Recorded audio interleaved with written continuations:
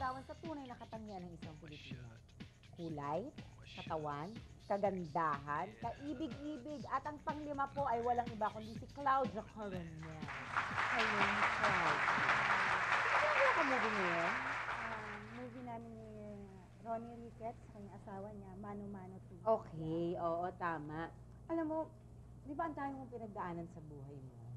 Na pag gumagawa ka ng drama, parang buhay na buhay yung character mo. Kasi syempre, ang dami mong pinaghuhugutan dahil ang dami mong ang pinagdaanan, di ba? At this point ba, hindi ka nahihirapan kasi nagko-comedy ka sa TV. Ewan ko kasi pag sa comedy naman, kasi sa totoong buhay, hindi talaga ako ganon. Tahimik lang. Siguro Tahimik ka lang talaga? nahuhugot ko yan sa mga bading na nakakasama ko before. Pero tahimik ka talaga, hindi ka komikera. Kasi pag marami kayo, hindi kayo maingay na masaya. Pag walang camera, ang corny-corny kong araw magpatawa.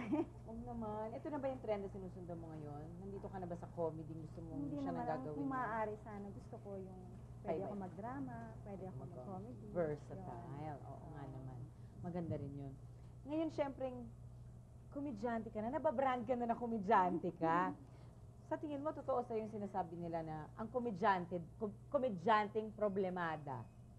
Ako, ganun. Sa tingin nila, akala nila ay masayahin akong tao, pero madali akong umiyak, napakababok ng luha ko. Kasi nga, yung mga pinagdaanan ko siguro before, yun ang... Yun ang parang pumapasok parati sa isip mo. Pero pag may camera na, parang talent ko na lang siguro yun, yung lumalabas na ganyan. Yung nakakapagpatawa ka pa rin. Oo, nakakayanan ko. Balita ko na ayaw mo na raw mag-bold pagkatapos ng live show. Hindi naman siyempre ako tinatapos, kumbaga ano yun? Ayaw mo magsalita na patapos. Pero hanggat maaari sana, iiwasan ko. Kasi, kumbaga, parang nabigay ko na rin naman lahat eh. Kung gusto kong mangyari sa buhay ko, medyo baguhin ko naman. Gusto ko maging straight naman. Gusto kong ibahin, gusto kong bumalik ulit sa simpleng buhay. Kaya gusto ko na lang yung, kahit anong role, wag lang mag-bold. Yeah. Ano na ba to? So, hindi naman to forever. Siguro pag dumating yung pagkakataon na may magandang project, nakakailanganin, okay. Kung maaari, wag. Maaari, ayoko. Kasi, darating din nga araw na magkakapamilya tayo, kumbaga, di ba? Kailan ka pa hihinto kung laylay na yung... Diba? Hindi mo pwede sabihin yun. Laylay na yung ano. Hindi pwede sabihin yan.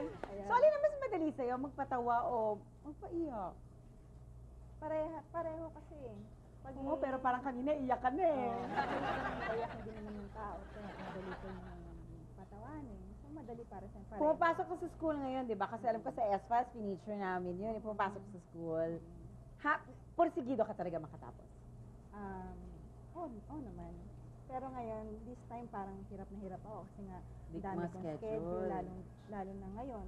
Alam mo, minsan Ang parang promo. ganun talaga eh. Pag porsigido kang gumawa ng isang bagay, parang may bumabagabag sa kanya. Parang halimbawa, pag yung pag-aaral ko, yung gusto ko, yun naman, nabibigyan ako ng maraming trabaho. Since ngayon na sinasabi mo nga na parang nagsasabay-sabay naman lahat, darating kaya ang time na parang isang tabi mo yung career mo for your school o syempre mawala ka ng choice kundi yung school mo rin ang i-give up mo. Hindi ko pwedeng piliin yung school.